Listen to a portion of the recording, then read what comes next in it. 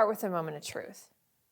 Have you ever thought you were better than someone else? I mean, you'd never say it out loud, of course, but when you look at other people, you may have thought, I'm definitely more inclusive than they are, more generous, more realistic, right?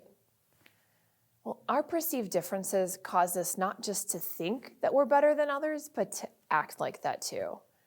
We fight, we accuse, we make fun of, we dismiss, and in some horrible cases, we even kill others, all because of our differences.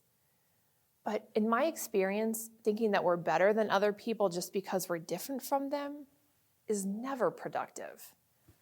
I know because I've done it. And having different beliefs than my parents almost caused me to never see them again. I grew up in a Christian home. It was very devout, and I was all in as a kid. I used to read my picture Bible for fun and go off in the woods alone to sing worship songs. After I went to college, I started taking philosophy classes and meeting people with different beliefs, and it all made me start to question if I really believed that everyone who wasn't a Christian would go to hell. Well, questioning the beliefs that I was raised with did not go over well with my parents. Over time, my questioning led to a growing rift between us. I stopped being honest with them about what I was thinking, what I cared about, what was going on in my life. It was like a lot of little cuts and unspoken words just all added up to this unbearable silence. And somewhere along the way, I started to view them as my enemies instead of my parents, all because of our differences. In the place of my parents who raised me and did a good job raising me, I saw these closed-minded monsters who were nothing like me. And then they told me I wasn't allowed to bring my live-in boyfriend home for Christmas one year because we were living in sin. I was furious.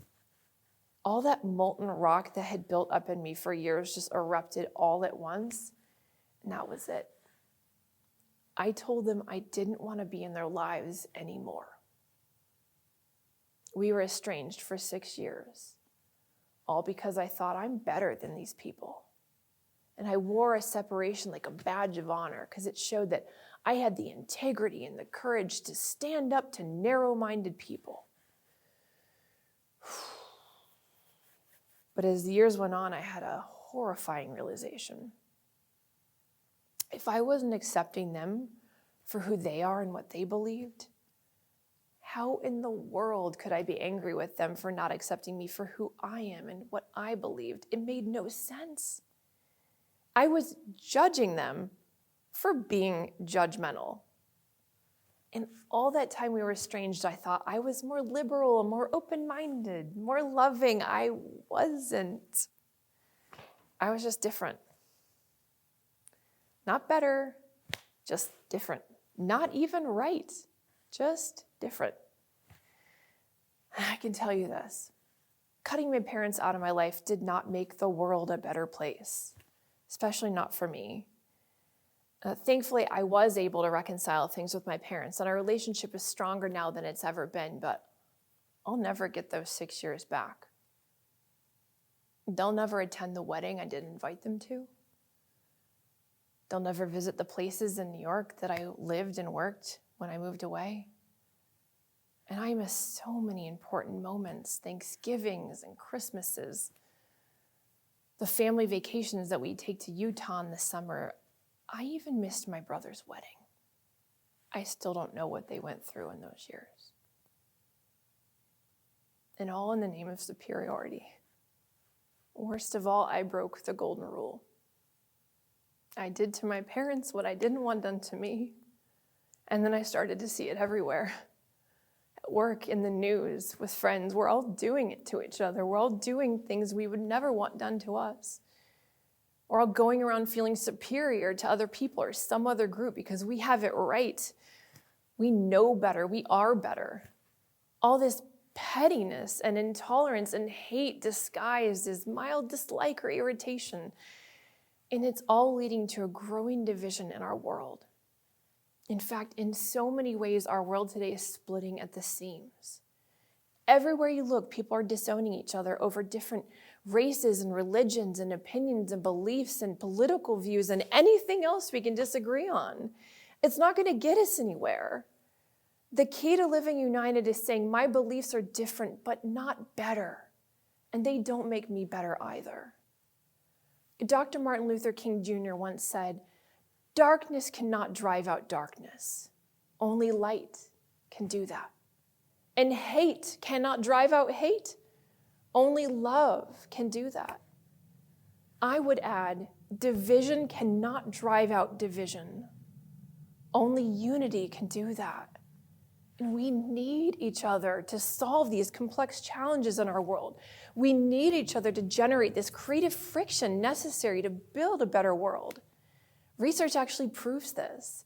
So they did a study of 100 product teams and found that by reducing team harmony through diversity and task uncertainty, they actually increased the team's creativity and innovation. I mean, we've seen this, right? I mean, Steve Jobs and Steve Wozniak, wow, are they different characters? But we take that visionary salesman and that genius inventor and you smash them together and you have Apple. Then you have differing musicians like Roger Waters and David Gilmour, who are creatively very different. But that push and pull between their musical sensibilities is the very thing that made Pink Floyd's music so innovative. So while the fight to live united is a fight, it's a fight worth fighting. It's worth the advances that we'll see in technology. It's worth the masterpieces that we'll write together. It's worth the policies that we'll co-create to actually address the needs of the masses. I had to learn this all the hard way, but you don't have to have my losses to learn my lessons. You can do your part to become the example our world needs to live united. I'll show you how. It starts with trusting your real value, but not your fragile ego. And also realizing that we tend to dislike people who represent a part of ourselves we don't like. We also tend to disown people who represent a part of ourselves that we don't want to own. Let me explain. So when was the last time that someone really irritated you, right? If you strip it down to its essence, what about it was so upsetting? What was the quality of it? Was it selfish, thoughtless, critical? Now, do some soul searching and take an honest look at yourself. Ask, when was the last time I did something similar? Obviously, you didn't do exactly the same thing, but ask yourself, have I ever exhibited the same qualities that were in the behavior I found so offensive? And the answer is almost certainly yes. I'm sorry, because it would only irritate you if you had a landing pad for it, and it would only have a landing pad if you did something similar in the past or are capable of doing something similar in the future. I know it's rough, but stay with me. There's good news, I promise. So the good news is that our perspectives aren't permanent, and neither are our bad behaviors. If you can figure out where you did that and why, and shine that light right on it, I mean, right in it, and see how, no matter how painful and gross it is, you're gonna see cobwebs in the basement, but then you can clean it out, right? And then you can forgive them. You can forgive yourself.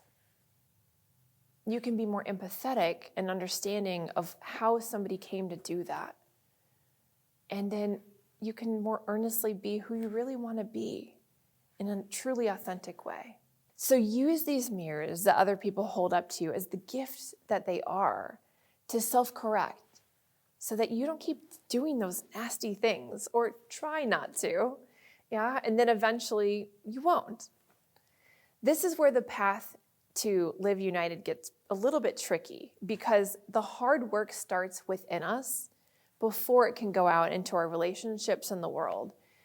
We all want people to see us in the way we see ourselves.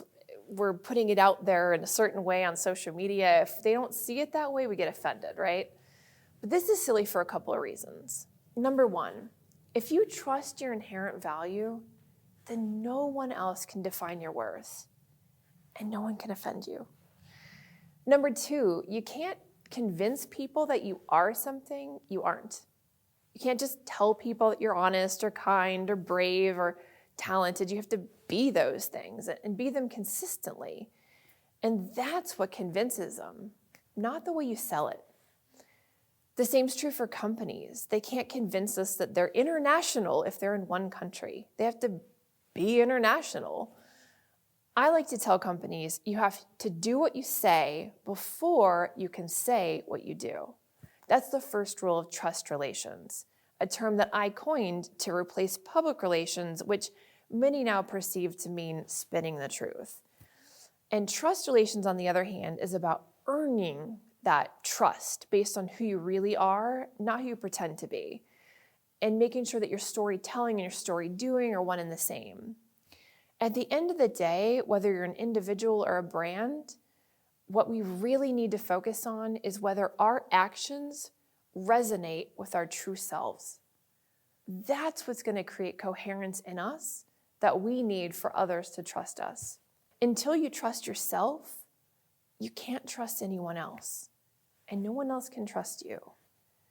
If our sense of self blows in the wind and no one knows what we'll do next or how we'll respond, including us, then people don't trust us. And we also don't trust others because we're afraid that they're going to hurt us through external criticism.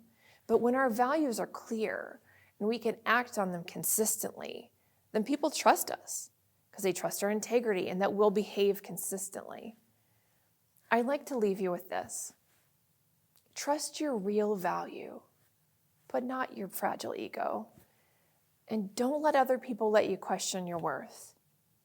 Don't question theirs. But do let other people let you question your coherence. Are you who you say you are? Are you fixing in yourself what you dislike in others? Self-correct at every opportunity, whenever you see something in them that you don't like. And then go out and create the world that you want to live in with them. That's the big picture. What will you build in a world where you accept the creative tension that other people bring into your life? What masterpiece could you write with them in the future?